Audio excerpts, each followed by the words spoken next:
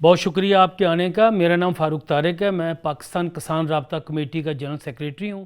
آج آپ سے میں بات کروں گا پاکستان میں کسانوں کو درپیش مسائل کے بارے میں، ان کی طرف ریاست کا کیا رویہ ہے، معاشرے کا کیا رویہ ہے، اور وہ کس طرح زندگی بسر کر رہے ہیں، ان کو کس قسم کے ایسے ایشوز ہیں جو حل ہو سکتے ہیں لیکن معاشرے کی اس کی طرف کوئی توجہ نہیں۔ دیکھیں، آج پاکستان میں جو کسان ہیں، جو چھوٹے زمیندار ہیں، وہ تقریباً 64% جو لینڈ ہے پاکستان کی اس کو کاشتکاری کرتے ہیں۔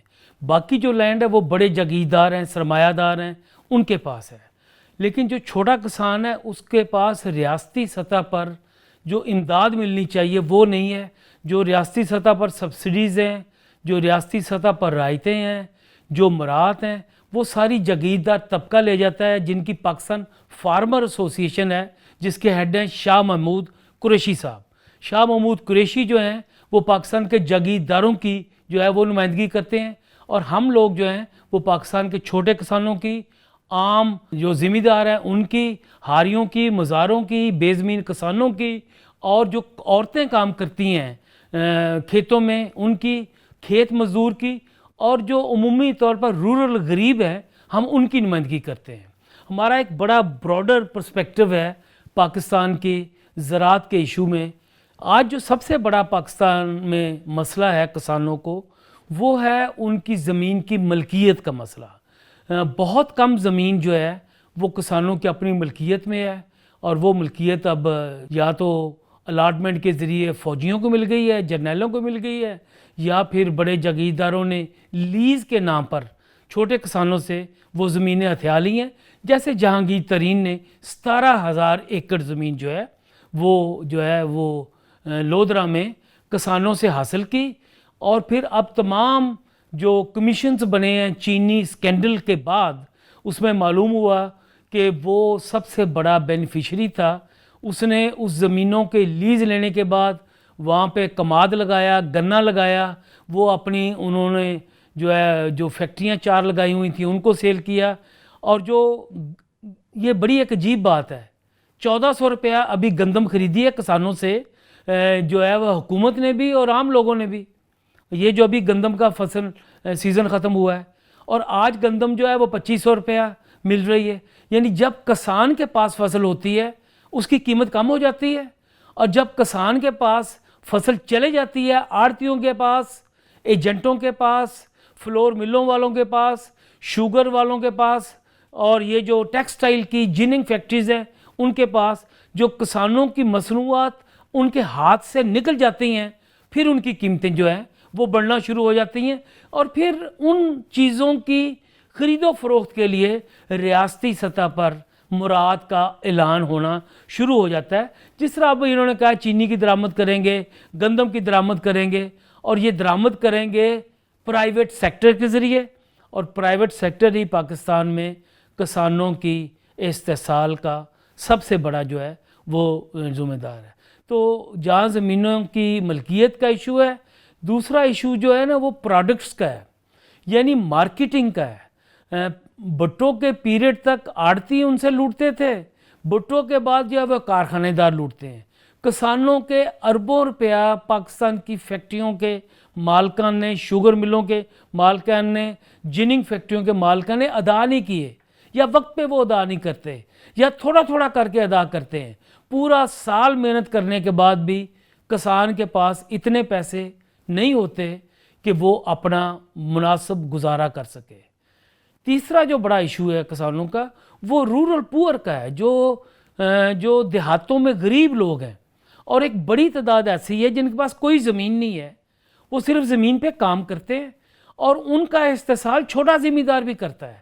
ان کا استحصال ان کی لیبر کے ذریعے کیا جاتا ہے، اور جب وہ سبزی توڑتے ہیں صبح کے وقت یا کوئی چیز چنتے ہیں تو ان کو 100 سے 200 روپیہ جو ہے وہ 6-7 گھنٹے کا ملتا ہے، اور اس سے زیادہ پیسے انہیں نہیں ملتے۔ صرف گندم کے سیزن میں تھوڑے سے ایکسٹرا پیسے جو ہیں وہ مل جاتے ہیں۔ دیکھیں، گندم کی چنائی ہو، یا کسی سبزی کی توڑوائی ہو، یا پیکنگ کا مسئلہ ہو، یہ سکلڈ لیبر ہے، یہ ایک ہنرمند مزدور کا کام ہے۔ پاکستان میں جو غیر ہنرمند مزدور ہے اس کی جو کم از کم تنخواہ ہے وہ 17,500 ہے، اور اس مزدور کو تو 12-13 ہزار بھی مہینہ جو ہے وہ نہیں ملتی. تو کھیت مزدور پاکستان میں اس وقت سب سے زیادہ غریبوں میں شمار ہوتا ہے. دیہاتوں میں اسے کمی کہتے ہیں، کمی کمین کہتے ہیں. اس کو بے شمار منفی سماجی رویوں کا بھی سامنا ہے. اس کو انسان نہیں سمجھا جاتا، اس کی عزت نفس ہے ہی نہیں ہے. اس کی عزت نفس کو ہر قدم پہ جو ہے وہ ٹھکرایا جاتا ہے، اس کو جو ہے وہ ختم کیا جاتا ہے. ایک یعنی تیسرا بڑا مسئلہ جو کسانوں کا ہے وہ کھیت مزدوروں کا ہے. چوتھا بڑا مسئلہ کسانوں کا دیہاتوں کی بری صورتحال ہے. ان کا انفراسٹرکچر ہے ہی نہیں ہے، ڈھانچہ ہے ہی نہیں ہے. سڑکیں صاف نہیں ہیں، پکی نہیں ہیں، پانی کا انتظام نہیں ہے، پانی کے نکاس کا انتظام نہیں ہے، اور دیہاتوں میں بیت الخلاء موجود نہیں ہے. اور اس کا رزلٹ ہے کہ بے شمار ایسی بیماریاں دیہاتوں میں آ جاتی ہیں. پھر جن کا علاج کرنے یہ حکیم پہنچ جاتے ہیں، جعلی ڈاکٹر آ جاتے ہیں. جو اس معاشرے میں سب سے گھٹیا کوالٹی کی چیز سیل ہونی ہوتی ہے وہ دیہاتوں کو بیچ دیتے ہیں. یعنی جو اس معاشرے میں سب سے اچھی چیز پیدا کرتا ہے، خوراک جو ہم سب کی ضرورت ہے، اس کا جو پیدا کرنے والا ہے اس کو گھٹیا کپڑا بیچیں گے، گھٹیا برتن بیچیں گے. جو کوالٹی گھٹیا ترین ہے وہ چھوٹے کسان کو، دکانداروں کو جو ہے وہ بیچ دی جاتی ہے، اور سمجھتے ہیں کہ یہ ہمارے جو ہے وہ جو ہے ہمارے خریدار ہیں. پانچواں مسئلہ وہ جو دیہاتوں کا ایک اور بڑا مسئلہ ہے وہ وہاں کی عورتوں کا مسئلہ ہے. اور کسان عورتیں سب سے زیادہ کام کرتی ہیں. دیکھیں شہروں میں آپ کو بڑے برقعے نظر آئیں گے، بڑے نقاب نظر آئیں گے. عورتیں اس طرح اپنے آپ کو ڈھانپ کے رکھتی ہیں، پتہ نہیں ان کو کیا ہو جانا ہے، اور اپنے آپ کو چھپا کے رکھتی ہیں. آپ جائیں ذرا کھیت مزدوروں کو دیکھیں.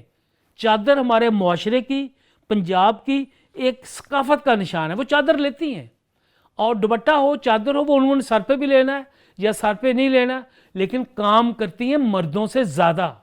اور جس طرح وہ صبح صبح جا کر سبزیاں چنتی ہیں، کھیتی میں جا کے وہ گوڈی کرتی ہیں، اور جو دیہات کے اندر سوائے ٹریکٹر کے کام کے باقی جتنے کام ہیں، اور کھانا پکانے سے لے کر، گھر کی صفائی سے لے کر، بچوں کی دیکھ بھال سے لے کر، بچوں کی تعلیم سے لے کر، بہن بھائیوں کا خیال رکھنے کے سے لے کر، وہ پھر کھیت میں جا کر کام بھی کرتی ہے. تو کھیت مزدور عورت، اس کو اس کا کیا نہیں ملتا، وہ جو کرتی ہے وہ اس تک پہنچتا نہیں ہے. اسی وجہ سے دیہاتوں میں عورتیں بہت جلدی بوڑھی ہو جاتی ہیں، ان کے بال سفید ہو جاتے ہیں. دیہاتوں میں جو اوسط عمر ہے وہ بھی بہت کم ہے. قرون وسطیٰ کی بیماریاں آپ کو دیہاتوں میں جو ہے وہ ملیں گی. یعنی دیہاتوں میں گورنمنٹ نے جو ریاستی سطح پر ان کو فیسلٹیز دینی ہوتی ہیں، وہ بجلی ہے، وہ پانی ہے، وہ نکاسی آب ہے، وہ وہاں پہ سڑکیں ہیں، وہ سکول ہے، وہ ہسپتال ہے، وہ ڈسپینسری ہے. اگر ڈسپینسری بن گئی تو ڈاکٹر صاحب وہاں جانے سے انکار کرتے ہیں کہ جی ہم وہاں پہ کہاں رہیں گے، اور وہ کافی حد تک درست ہیں، چونکہ رہنے کا کوئی بندوبست نہیں ہے وہاں پہ. وہ کتنا ٹریول کر کے وہاں پہنچیں گے اپنی جان کو خطرے میں ڈال کر. حکومت کی توجہ جو دیہی علاقے ہیں ان کی طرف اتنی ہے کہ ووٹ لینے ہیں وہاں سے، اور فیوڈل جو وہاں کے چودھری ہیں ان کو ساتھ رکھنا ہے، چودھریوں کو ہی سبسڈی دینی ہے، چودھریوں کے ذریعے ہی سیاست کرنی ہے. لیکن جو عام لوگ ہیں دیہاتوں کے، ان سے یہ بات کرنے کو جو ہے وہ تیار نہیں ہے. اس کے جواب میں اب ہم نے ایک نئی تیاری کی ہے. ہم نے ایک نیا نظام کاشتکاری متعارف کرایا ہے. اس کا نام ہے قدرتی پائیدار نظام کاشتکاری. دیکھیں پاکستان کا کسانوں کا جو استحصال ہے وہ کھاد والا بھی کرتا ہے. وہ یہ جو زرعی زہر ہیں، جن کو یہ جو پیسٹی سائڈس ہیں، وہ پتہ نہیں کس قسم کی دوائیاں اتنی مہنگی دیتے ہیں کہ میرا ایک بھائی ہے کسان، جو کہتا ہے جو ہمارا کیڑا ہے وہ ان دوائیوں کو سونگھ کر پھر ایک طرف ہو جاتا، مرتا نہیں ہے ان سے، کیونکہ یہ جعلی دوائیاں بھی بیچتے ہیں.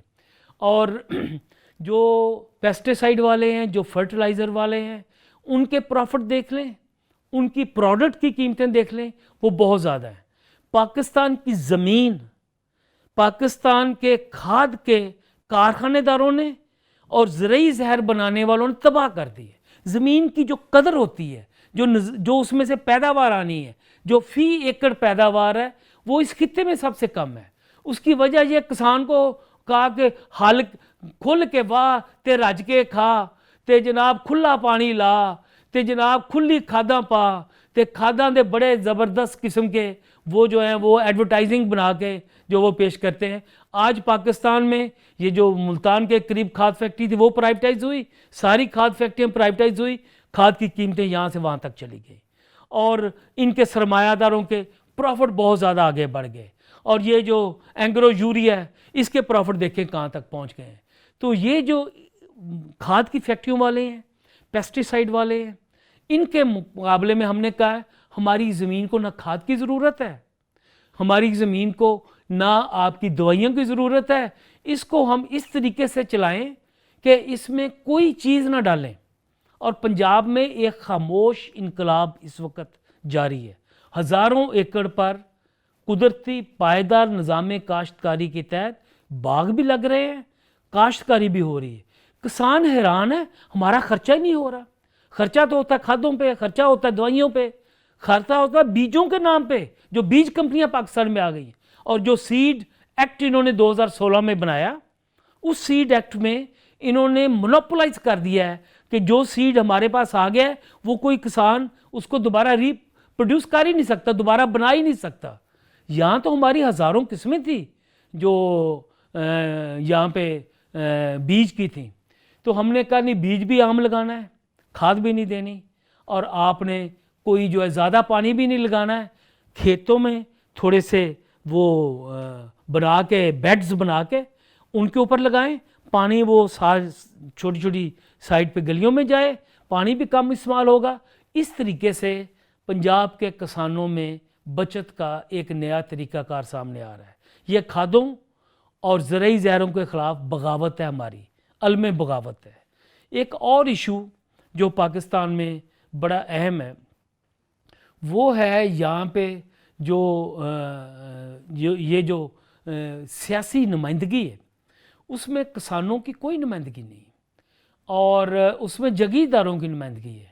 اور یہ بھی ایک اور ایشو یہ ہے کہ یہاں پہ بھٹو نے زرعی اصلاحات کی تھیں، اور اس نے کہا تھا کہ زمینیں نہ کسانوں میں تقسیم کی جائے، مزاروں میں تقسیم کی جائے۔ تو جب یہ زمینیں 1972 کی اور 1976 کی زرعی اصلاحات میں کسانوں کے پاس آ گئی، تو جب مارشل لا لگا، اور فوجی ادوار ہمیشہ کسانوں کے خلاف ہوتے ہیں، فوجی ادوار ہمیشہ عام لوگوں کے خلاف ہوتے ہیں، ضیاء الحق جب پاور میں آیا تو اس نے کہا کہ نہیں یہ زمینیں تو واپس کرو، اور یہ فروغ الغاری وغیرہ اور یہ جو قزل باش ہیں یہ عدالتوں میں چلے گئے کہ زمینوں کی تقسیم غیر اسلامی ہے۔ اب مذہب کو درمیان میں لے آئے کہ جی یہ تو آپ کی قسمت میں ہے، کون امیر ہے کون غریب ہے، قسمت میں نہیں ہے، ہماری قسمت یہ لکھتے ہیں سرمایہ دار اور جگیردار جو ہیں۔ تو یہ جو ہے یہ ایک اہم ایشو ہے کہ سپریم کورٹ میں ایک کیس ہم نے کیا ہوا ہے، اور اس میں پاکستان کسان رابطہ کمیٹی بھی ایز اے پٹیشنر شامل ہے کہ یہ جو فیصلہ ہوا 1988 میں کسانوں کے خلاف کہ زرعی اصلاحات غیر اسلامی ہیں، اس کو ختم کیا جائے۔ اس کیس کو 14 سپریم کورٹ کے جج سن رہے ہیں، آخری کیس بھی کچھ 3 سال پہلے سنا تھا، لیکن اس کے بعد انہوں نے بھی اس پہ کوئی کام نہیں کیا اور کیس پینڈنگ ہے۔ ابھی بھی پاکستان میں زرعی اصلاحات جو ہیں وہ غیر اسلامی قانون کی نظر میں ہیں، یعنی مذہب کو کسانوں میں زمینیں ہتھیانے کے لیے استعمال کیا گیا۔ اور یہ جو اس وقت ایشوز ہے، ایک ہم نے نیا کانسیپٹ اور متعارف کرایا پاکستان میں، وہ ہے فوڈ ساورینٹی کا، خوراک حق کا ہے۔ خوراک حق ہے، خوراک بھیک نہیں ہے، خوراک ہمارے لیے خیرات نہیں ہے، خوراک ہمارا بنیادی حق ہے۔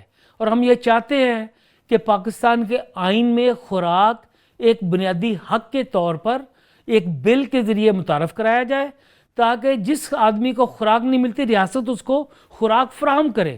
یہ نیپال میں ہو چکا ہے، اور ہماری جو تنظیم ہے پاکستان کسان رابطہ کمیٹی، یہ عالمی سطح کی چھوٹے کسانوں کی ایک تنظیم ہے جس کا نام لاویہ کمپسینہ یعنی کسانوں کا راستہ، چھوٹے کسانوں کا راستہ، اس کی ممبر ہے۔ اور لاویہ کمپسینہ نے 18 کے آخر میں یونائٹڈ نیشن سے، اقوام متحدہ کی جنرل اسمبلی سے کسانوں کا چارٹر پہلی دفعہ اپروو کروا لیا ہے۔ یہ کبھی نہیں ہوا تھا اس سے پہلے کسانوں کا چارٹر اپروو۔ لیبر لاز کے اوپر ILO بنی ہوئی تھی، آپ دیکھیں یونیسکو ہے، یونیسیف ہے، کسانوں کے بارے میں کوئی پالیسی نہیں تھی اقوام متحدہ کی۔ تو ہماری جو عالمی تنظیم ہے اس نے بڑی کمپینز کی، 2005 سے وہ کام شروع کیا تھا، 2018 میں جا کر قومی اسمبلی میں پاکستان سمیت سوائے چند بڑے سرمایہ دار ممالک کے علاوہ ایک بڑی میجورٹی نے کہا کہ کسانوں کا چارٹر منظور کیا جائے۔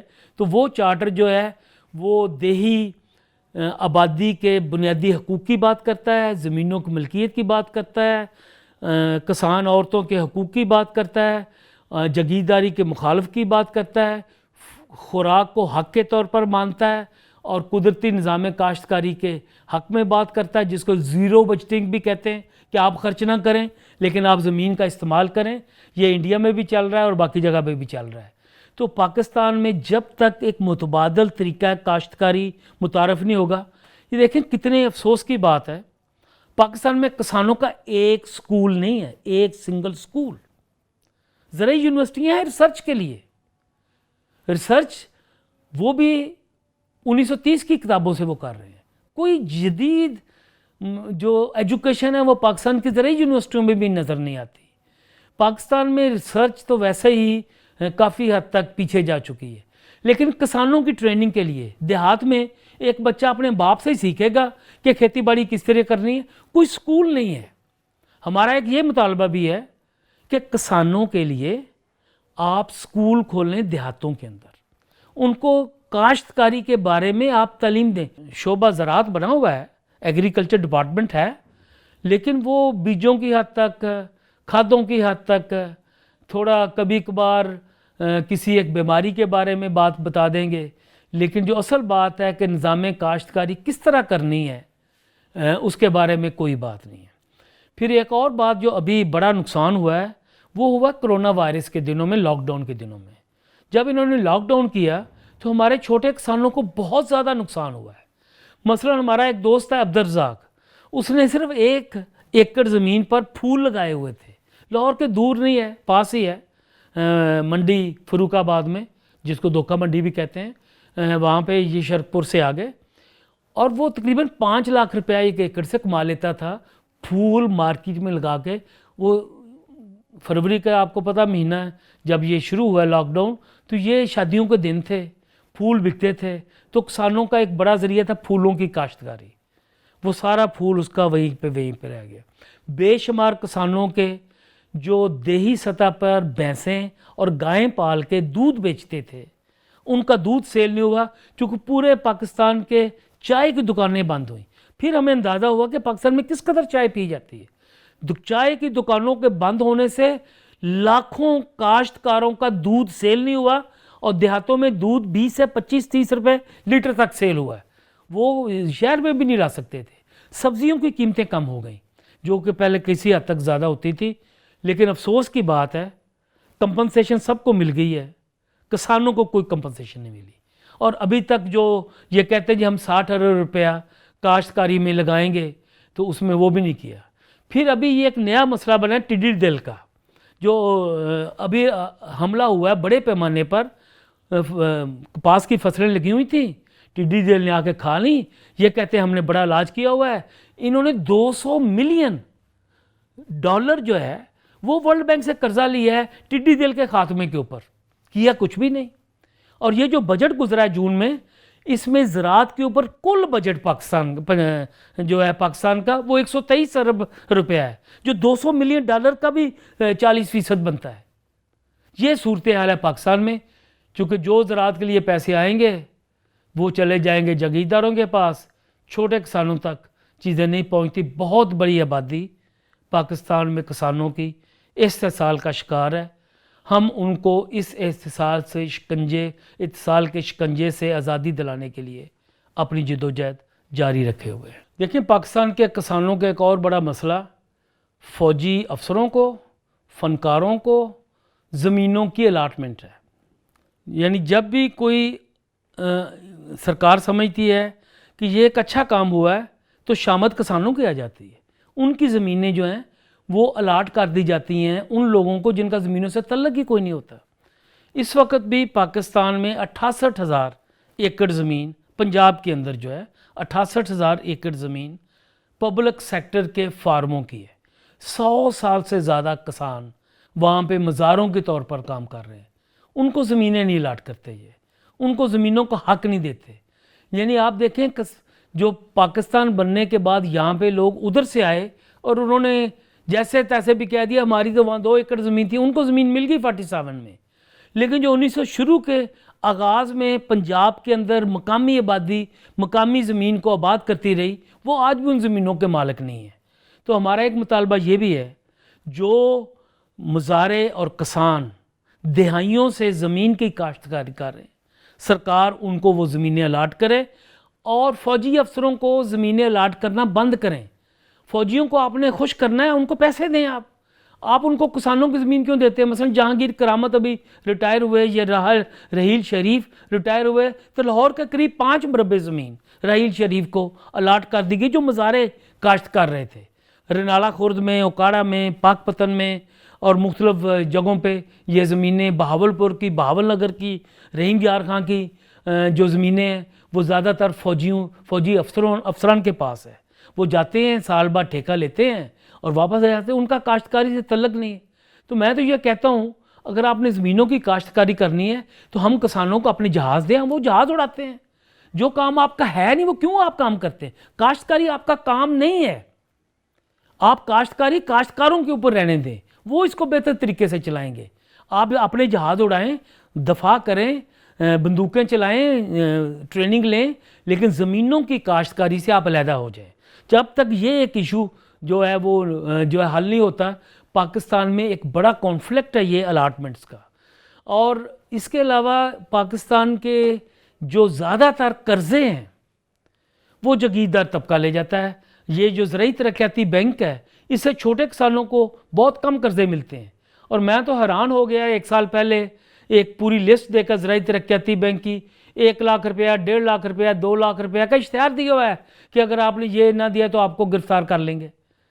بھئی یہ اربوں روپے کے قرضے لینے والے تو آپ کے پاس سامنے پھر رہے ہیں، اور چھوٹا کسان 1 لاکھ روپیہ اگر کسی وجہ سے ادا نہیں کر سکتا تو ان کے پیچھے آپ پڑ گئے ہیں۔ اور ابھی کرونا وائرس کے دنوں میں پاکستان میں اب چھوٹے چھوٹے قرضے دینے والے بھی بے شمار تنظیمیں آ گئی ہیں کہ جی آپ ہم سے قرضہ لے لیں، وہ اس پہ 20 سے 25-30% تک سود لیتی ہیں، اور کسی کو 20,000 دے دیا، کسی کو 30,000 دے دیا، اور ہر مہینے ان کے گھر پہنچ جاتے ہیں پیسے لینے، اور پھر آخر میں کہتے ہیں دیکھیں جی 90% سے زیادہ لوگ چھوٹا قرضہ جو ہے واپس کر رہے ہیں۔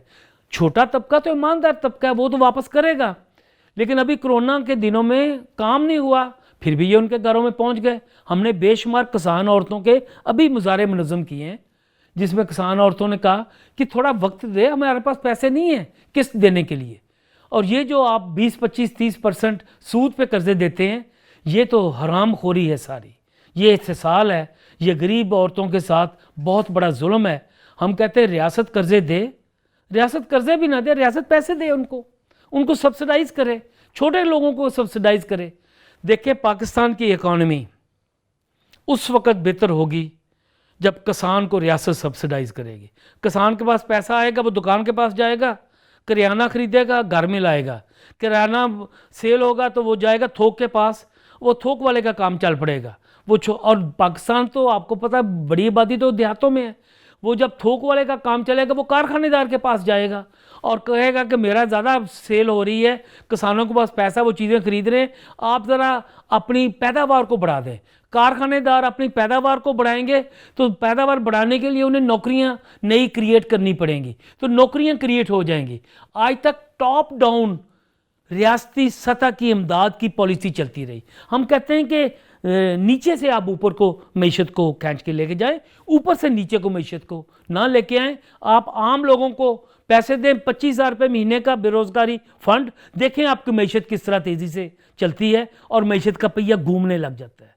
عام لوگوں کے پاس پیسے نہیں ہیں، مارکیٹیں تو چیزوں کی بھری ہوئی، مانگ کا خاتمہ نہیں ہو رہا، چیزیں موجود ہیں، پیسے نہیں ہیں، اور پیسے اس لیے نہیں ہیں کہ کسان پورا سال کام کرنے کے بعد بھی اتنے پیسے نہیں کما سکتا کہ وہ اپنے گھر کو پراپر طریقے سے پکا کرے، اپنے گھر میں وہ تمام فیسلٹیز کرے جو شہروں میں عام طور پر لوگوں کو حاصل ہوتی ہیں، اور وہ تمام چیزیں گھر میں استعمال کی خرید کے لا سکے، کوالٹی کی چیزیں جو اس کے لیے ضروری ہیں، اور وہ اچھا علاج کرا سکے، اچھی رہائش میں رہ سکے، سڑک اس کی اچھی ہو، پانی صاف پانی کا تصور ہی نہیں ہے، نہروں کے کنارے جا کے پمپ لگائے ہوئے ہیں، وہاں سے پانی لاتے ہیں۔ اور میں نے تو ابھی کئی ویڈیوز دیکھی ہیں پہاڑوں میں، جہاں پہ کئی کلومیٹر چل کے عورتیں سر پہ وہ پانی کا برتن رکھ کر پانی لے کے آ رہی ہوتی ہیں۔ ہمارا کیسا ملک ہے جو پانی بھی لوگوں کے گھروں میں ادا نہیں کر سکتا؟ یہ ایک انتہائی بہت ہی زیادہ المیتی بات ہے۔ پاکستان کو اگر ڈیسنٹ پاکستان کہلانا ہے تو کسان کی زندگی کو تبدیل کرنا ہوگا۔